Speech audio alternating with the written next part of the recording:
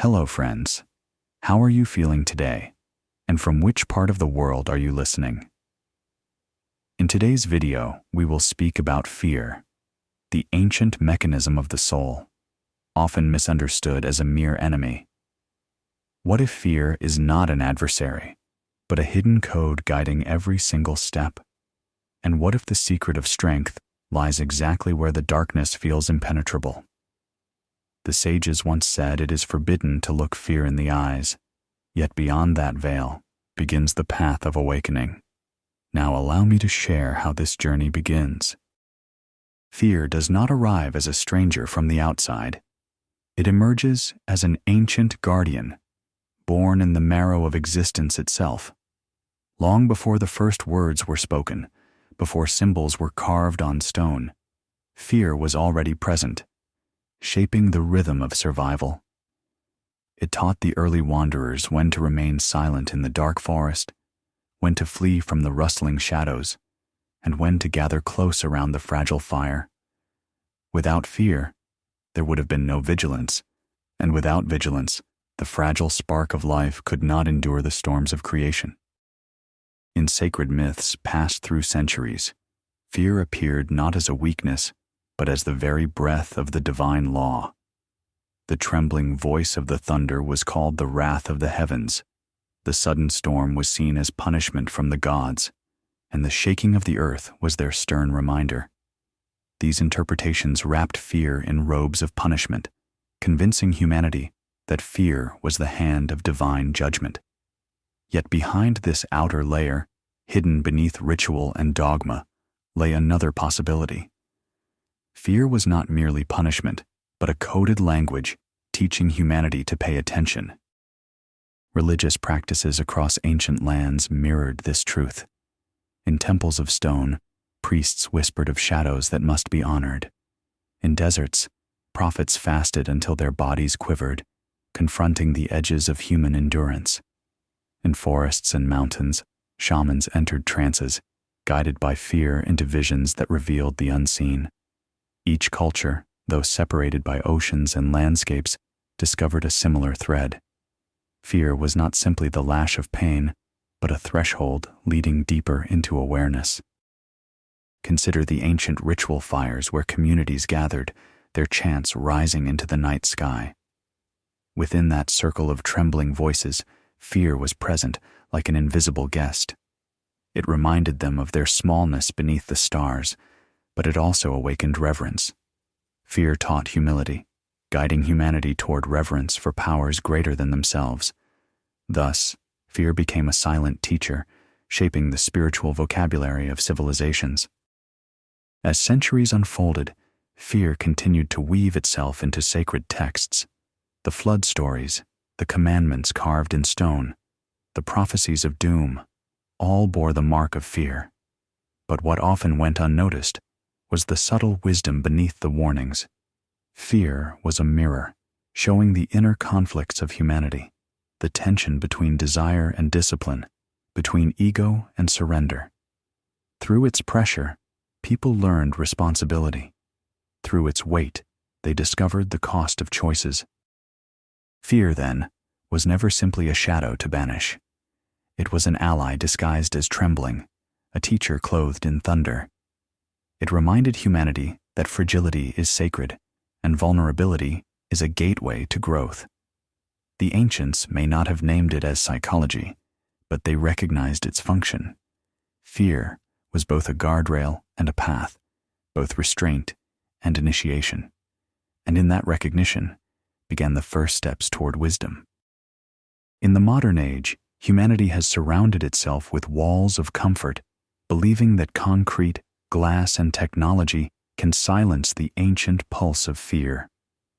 Cities rise with glowing lights, streets are filled with noise, and homes are filled with screens that promise protection from the unknown. Yet despite this fortress of progress, a quiet unease lingers in the background. The old guardian has not departed. It has only changed its voice. Instead of growls in the forest, fear now whispers through anxious thoughts, sleepless nights, and the constant chase for certainty. Safety has become a symbol, carefully crafted and endlessly sold. Insurance policies, surveillance cameras, digital locks, and endless promises of stability tell us that everything is under control.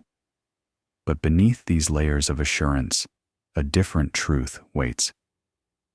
No lock can silence the trembling of the soul. No contract can erase the fragility of being alive. The illusion of safety is powerful precisely because it feels real, yet it is only a shadow drawn on the wall of existence. When people avoid discomfort, they imagine they are protecting themselves. But the mind, deprived of natural challenges, begins to invent new fears. Trivial concerns expand into mountains, and small doubts turn into storms. By refusing to meet fear directly, individuals unknowingly give it greater authority. Anxiety becomes an echo chamber, repeating the message that one is never safe enough, never prepared enough, never secure enough. The more humanity tries to escape fear, the stronger its grip becomes. Consider the endless pursuit of guarantees. People seek jobs with stability, partners who promise certainty, and systems that claim to eliminate risk. Yet, the very pursuit of control creates dependence. Like a bird in a golden cage, one may appear secure, but is secretly imprisoned. The comfort of the cage blinds the wings, convincing them that flying is too dangerous, that open skies are filled with threats. Thus, the illusion of safety becomes the most elegant trap. This trap is not only external, but internal. Minds grow accustomed to predictability, creating habits that prevent deeper exploration. Each day becomes a repetition, each choice a calculation designed to avoid the unknown. In such a state, the soul becomes restless. Fear does not disappear. It hides beneath the surface, waiting to erupt in moments of crisis. And when the unexpected arrives, illness, loss, change, the illusion collapses, leaving one unprepared. The spiritual traditions of the past warned of this subtle danger. They taught that clinging to comfort blinds the heart, while facing fear awakens strength. True safety cannot be built from stone or steel. It can only be found in the inner sanctuary of awareness. When one accepts impermanence, when one learns to rest even in uncertainty, a new kind of security appears. It is not freedom from fear, but freedom within fear.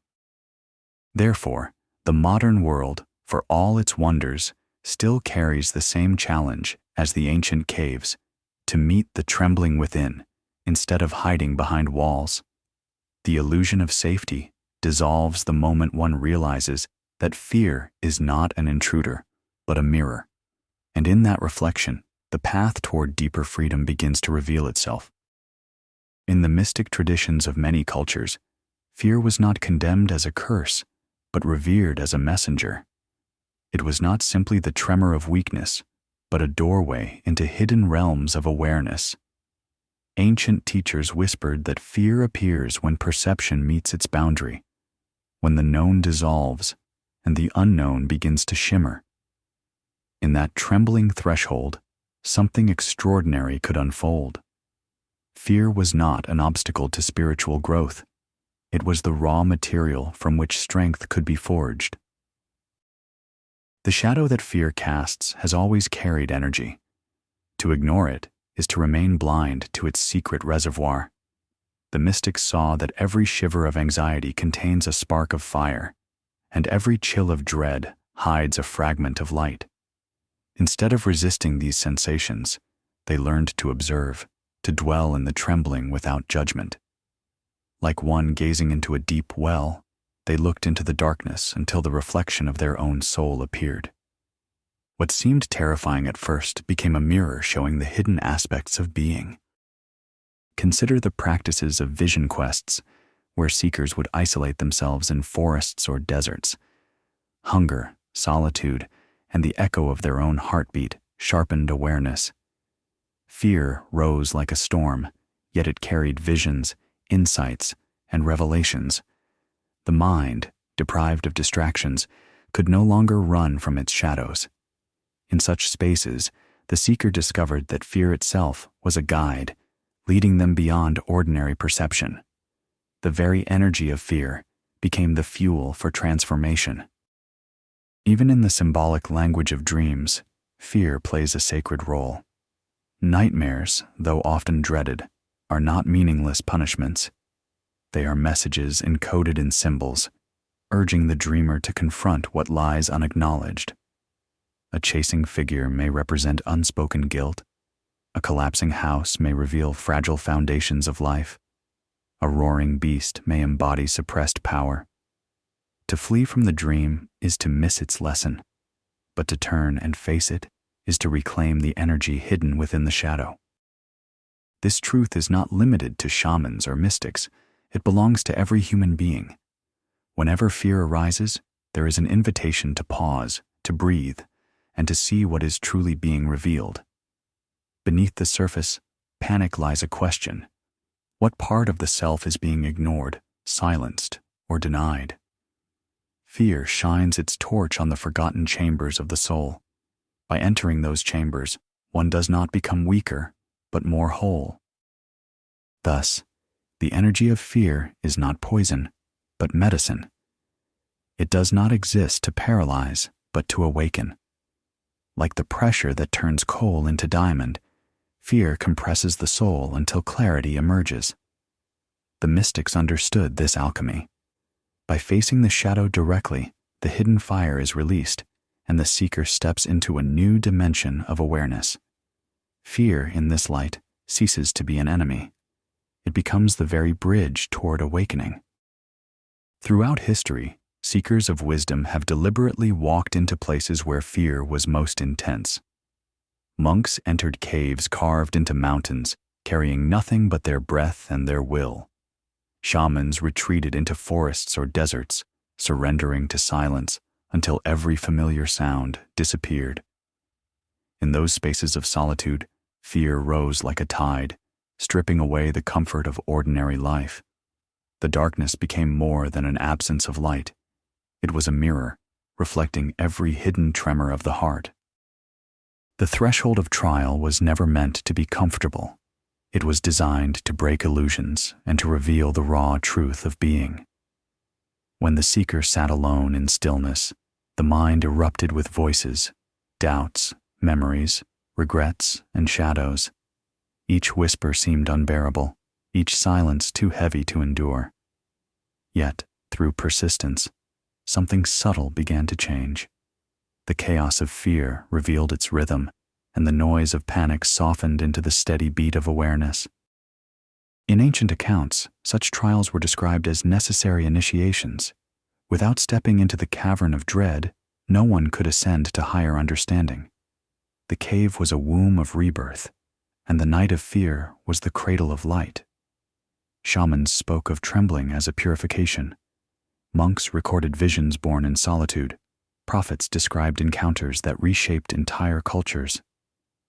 These were not accidents. They were the fruits of willingly entering the space where fear was strongest. Consider the silence of those long vigils. The seeker, with nothing to distract them, listened to the sound of their own heartbeat echoing in the chamber. Each inhale became a thread of life, each exhale a surrender to the unknown. Fear no longer appeared as a punishment, but as a teacher. Its presence was sharp and undeniable, but within its sharpness was clarity. The seeker realized that survival was not the goal, transformation was. Such trials are not confined to monasteries or sacred sites. Every life carries its own thresholds. The diagnosis that changes everything, the loss that cannot be avoided, the sudden shift that leaves no path backward. In those moments, fear rises as it always has, and just as monks and shamans faced their caves, so too does every soul face its chamber of trial. The choice remains the same: resist and remain bound, or step forward and be transformed. The power of the threshold lies in its honesty. It does not flatter or deceive. It strips away illusions. In the presence of fear, the seeker discovers the weight of their own limitations. But equally, they find the hidden strength to move beyond those limits. Each moment spent in the cave of trial becomes a step toward awakening. The darkness that once threatened to crush now becomes the doorway to expansion. Thus, the threshold of trial is sacred. It is the place where fear ceases to be an enemy and becomes a guide. By enduring its storm, the seeker learns that fear is not the end of the path, but the opening of it. Beyond the trembling lies a greater silence, and within that silence, a new level of consciousness emerges. Fear can be imagined as a door standing silently before the traveler. It has no visible handle, no keyhole, no clear invitation to enter. To those who approach it, the door appears solid, cold, and unyielding. Many hesitate, pacing before it, convincing themselves that the safer choice is to remain on familiar ground. Yet the paradox remains. The door does not open through avoidance, but only through the act of stepping forward. The symbolism of the door has long been carried through myth and spiritual teaching. Thresholds, gates, and portals appear in sacred stories across cultures, representing the meeting place between the known and the unknown. Heroes crossed burning gates, initiates passed through hidden arches, prophets walked through unseen veils. Each story carried the same message. The door of fear is not meant to be avoided, it is meant to be crossed. Without that crossing, no transformation can begin. Imagine standing before such a door in silence. The mind invents countless reasons not to touch it. What if pain lies behind it? What if the world beyond is darker than the one left behind? What if stepping through means losing all that is familiar? These questions weigh heavily, yet they are precisely what give the door its power. Fear thrives on hesitation, on the endless cycle of waiting for certainty. But certainty never comes. Only the choice itself unlocks the path. In daily life, the door of fear often appears in ordinary moments. It may be the decision to speak a difficult truth, the courage to end a false comfort, or the willingness to embrace change. Each time, the door seems imposing, convincing the soul to turn away. But those who gather their strength and take the step forward discover that the barrier was not as solid as it seemed. Often, the door dissolves upon contact, revealing that it was built from illusions rather than stone. The mystery of the door is that it cannot be forced, nor can it be bypassed. It responds only to the sincerity of movement.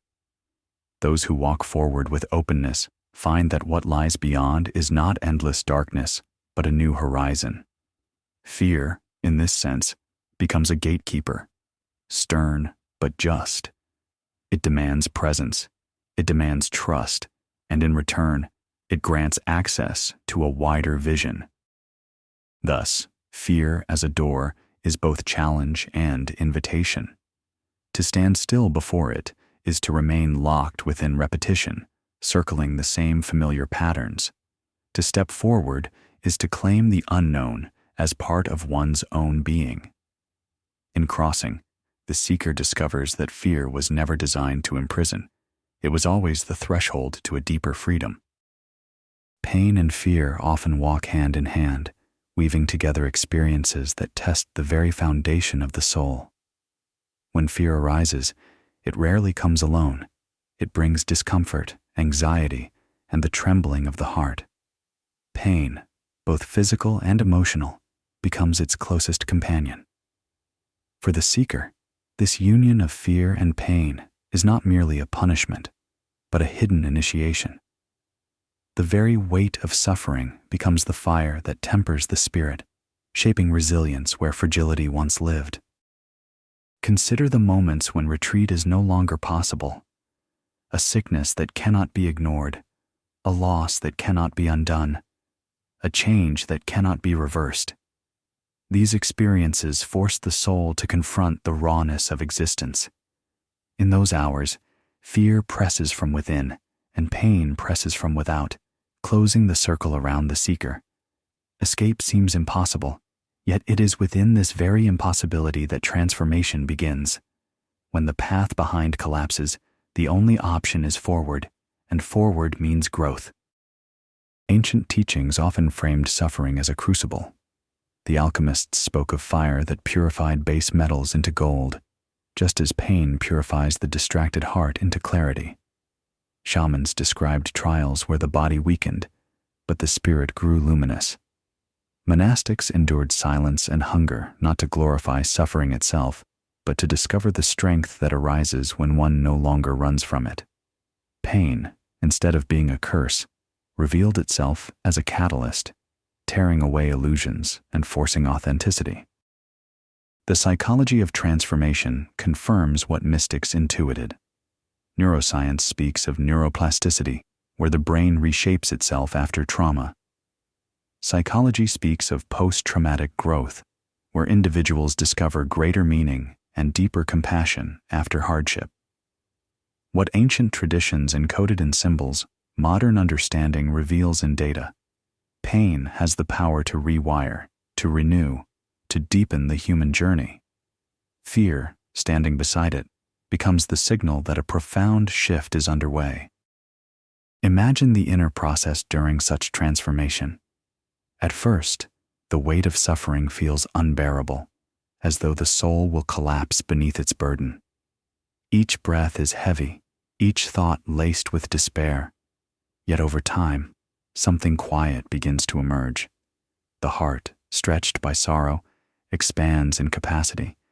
The mind, sharpened by challenge, grows clearer. The body, though scarred, learns endurance. Out of the ashes of pain rises a new form of being, stronger yet gentler, wiser yet more compassionate. This truth does not romanticize suffering, nor does it glorify hardship. Pain is never easy, and fear is never pleasant. Yet within their grip lies a secret gift, the opportunity to awaken. By surrendering to the process instead of resisting it, the seeker discovers a wellspring of strength that cannot be taken away. Pain becomes the passage, fear becomes the torch, and together they illuminate the hidden corridors of the soul. Thus, transformation through pain is the paradox of human growth. What seems unbearable at first becomes the very path to resilience. What appears as destruction reveals itself as rebirth. And in the meeting place of fear and pain, the seeker learns that even in suffering, the seed of awakening is already alive. Across centuries, seekers discovered that fear could not be silenced by force, only embraced through presence. The traditions of breath, meditation, and mantra became pathways to meet fear without resistance. These practices were not designed to erase trembling, but to enter it fully, to dwell in its texture until the hidden essence revealed itself. Liberation was never about banishing fear. It was about learning to sit beside it, to listen, and to uncover the wisdom folded within its shadow. Breath was the first key. Inhaling deeply, the seeker recognized that every breath carried both fragility and life. Exhaling slowly, the body softened, and the heart settled into rhythm. Fear often tightened the chest, quickened the pulse, and shortened the breath. By consciously reversing this cycle, the seeker reclaimed sovereignty over the storm. The breath became a bridge between trembling nerves and quiet awareness, guiding the mind back to stillness. Meditation deepened this journey. Sitting in silence, the seeker let thoughts drift like leaves upon a river. At first, fear roared like a tempest, filling the mind with restless images and unfinished stories. Yet with patience, the waves subsided. In the quiet space beneath, fear revealed itself not as an enemy, but as a sensation, sharp, alive, but impermanent. The mind, once trapped in panic, discovered that fear, too, could pass like clouds moving across an open sky. Mantras carried yet another power. Ancient syllables, repeated with devotion, steadied the mind and anchored the heart. Their vibration resonated through the body, creating harmony where tension once lived. Each repetition was both shield and doorway, a shield against the spirals of panic, and a doorway into deeper presence. Through sound, seekers learned to transform fear into focus, turning trembling energy into luminous clarity. Rituals often combined these practices, weaving breath, silence, and chant into a single current. Around sacred fires, communities sang together, dissolving fear through shared resonance. In monasteries, monks repeated prayers until fear itself became prayer. In forests, shamans breathed in rhythm with the wind, their mantras blending with the sound of leaves. These acts were not escapes, but immersions, deliberate steps into the space where fear dwelled. By walking into the shadow with these tools, seekers discovered the light that had always been hidden within. In daily life, these practices remain just as vital. One does not need a temple or a cave to breathe deeply, to sit quietly, or to repeat sacred words. The true sanctuary is within, accessible in any moment. When fear arises, before a choice, during a loss, or in the silence of night, these practices invite the soul to stay. They remind us that liberation is not the absence of fear, but the ability to remain whole in its presence.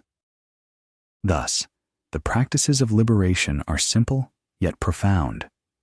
Through breath, meditation, and mantra, fear is not denied but transformed. The trembling energy that once bound the seeker becomes the very current that sets them free.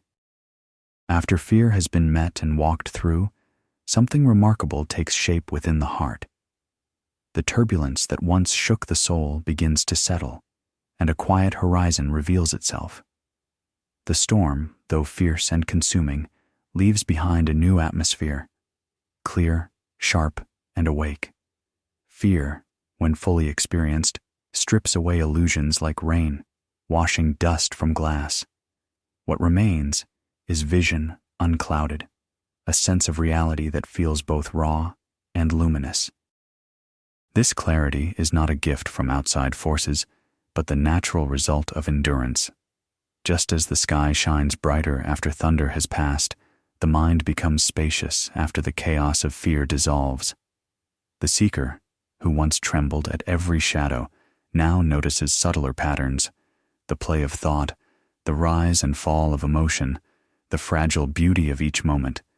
Fear once distorted perception, magnifying threats and hiding possibilities. With its veil lifted, the world appears in its true proportions. Ancient teachers described this moment as the calm after the trial. Prophets spoke of it as a second sight, while mystics called it awakening vision.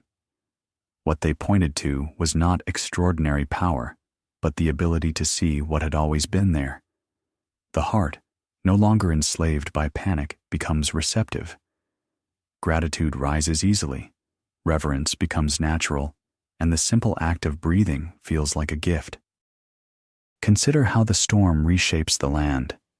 Rivers carve new paths, trees bend but root themselves deeper, and air becomes pure after rainfall. In the same way, the storm of fear reshapes the soul. It may leave scars, but those scars become maps of resilience. The seeker no longer clings to false securities. Instead, they rest in the truth of impermanence. This truth, though humbling, brings a freedom stronger than any illusion of safety. Clarity after fear also brings compassion. Having known the weight of trembling, the seeker recognizes it in others. Judgments soften, patience deepens, and empathy grows. What once seemed like weakness in others now appears as shared humanity. Fear, once a private burden, becomes a bridge of connection. Through that bridge, relationships strengthen and communities find new harmony. In this clarity, strength feels different. It is not the armor of defense, but the openness of presence. It is not the denial of fear, but the wisdom born from having embraced it. This strength does not boast or dominate, it simply endures, quietly radiant.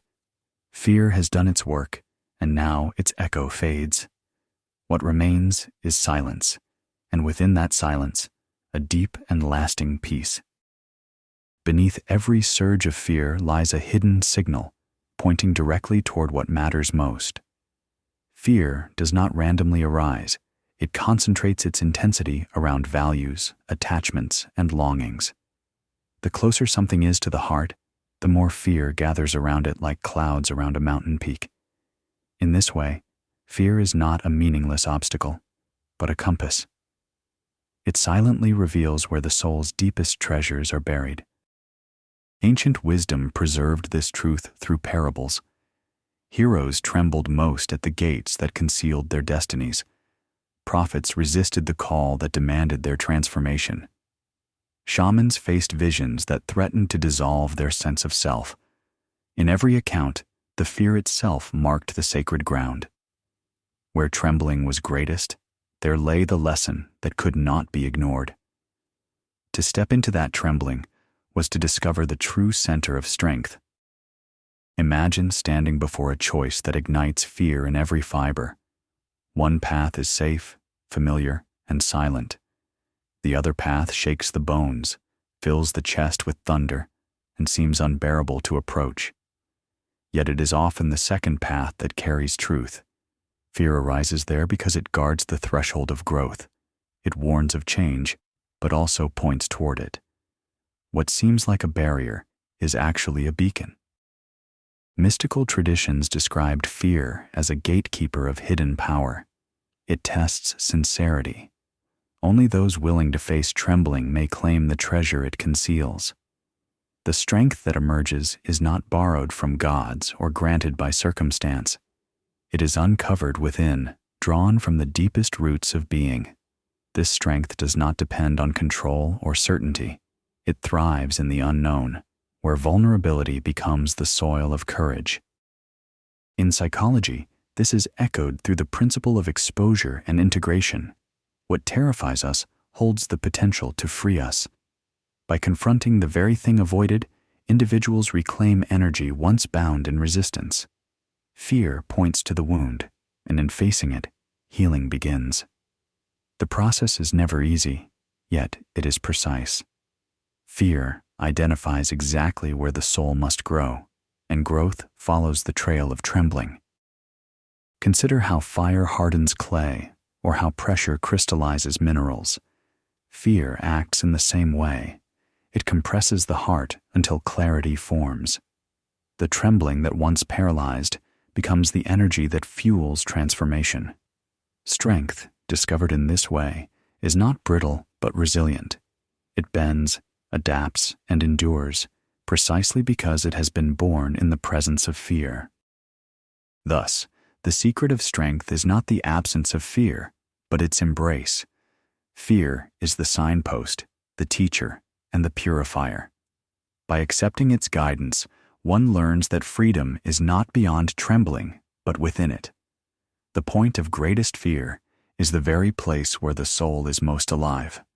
And in that discovery, a new kind of strength blossoms, silent, radiant, and unshakable. Fear governs as long as it is denied. When it is pushed away, resisted, or silenced, its shadow grows larger and its voice more commanding. Yet the moment fear is welcomed, its grip begins to dissolve. Liberation does not arrive as the destruction of fear, but as its transformation. By walking directly into trembling, the seeker discovers that fear was never an enemy, only a disguised companion leading toward awakening. The journey through fear leaves the soul profoundly changed. No longer does the heart tremble at every uncertainty, nor does the mind demand control over every outcome. Instead, there is a deeper acceptance, a recognition that life itself cannot be chained to guarantees. True freedom lies in meeting impermanence with courage and in finding stability within the shifting flow of existence. Fear, once a master, becomes a teacher whose lessons are complete. Ancient writings often described liberation as crossing a river. The waters of fear threatened to pull the traveler under, but with each step, the current grew calmer. At last, reaching the far shore, the seeker turned back and saw that the river had always been the same water. What changed was the way of meeting it. Liberation is that realization. Fear has not vanished, but its power to enslave has ended. This freedom manifests not as recklessness, but as clarity. Decisions are no longer ruled by avoidance, but guided by truth. The body still feels the shiver of fear, but the soul does not bow to it. The mind still hears echoes of doubt, yet the heart remains steady. Liberation is not the removal of trembling, but the discovery that trembling can coexist with peace. It is the strength to walk forward even while the knees shake. In daily life, this liberation brings quiet confidence. It appears in the courage to speak with honesty, to act with integrity, to choose what is aligned with the soul rather than what is dictated by fear. It appears in the tenderness offered to others, knowing that all beings wrestle with their own shadows. And it appears in the serenity that grows within, no longer disturbed by illusions of safety or threats of loss. Thus, the final lesson becomes clear. Fear is not a chain, but a door. To avoid it is to remain locked in repetition. To face it is to step into awakening. Liberation is the unveiling of this truth, that freedom does not begin when fear ends, but when fear is embraced as part of the path. In that embrace, the seeker walks not into darkness, but into the light of inner clarity, carrying a peace that no storm can take away. Thank you for walking through this journey of fear with me. Your presence, your willingness to listen, and your openness to explore these hidden chambers of the soul make this space more than just words. Together, we have touched the origins of fear, traced its shadows, entered its storms, and discovered the light that waits beyond. This path is never easy, yet every step reminds us that we are not alone in facing trembling. Each listener, wherever they may be, shares the same human bond, the heartbeat that fears and the spirit that seeks freedom. Gratitude flows not only to those who hear, but to the generations who came before. The monks, shamans, mystics, and seekers who walked into caves and deserts, leaving maps written in silence and vision, gave us tools to face what once felt unbearable. Their courage became a torch, and today, we carry that torch forward. Fear, once a force that enslaved, becomes a message passed from age to age. Within trembling lies awakening.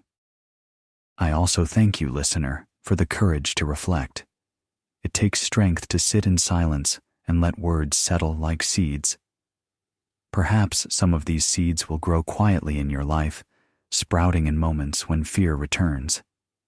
Perhaps you will remember that fear is not here to destroy, but to reveal.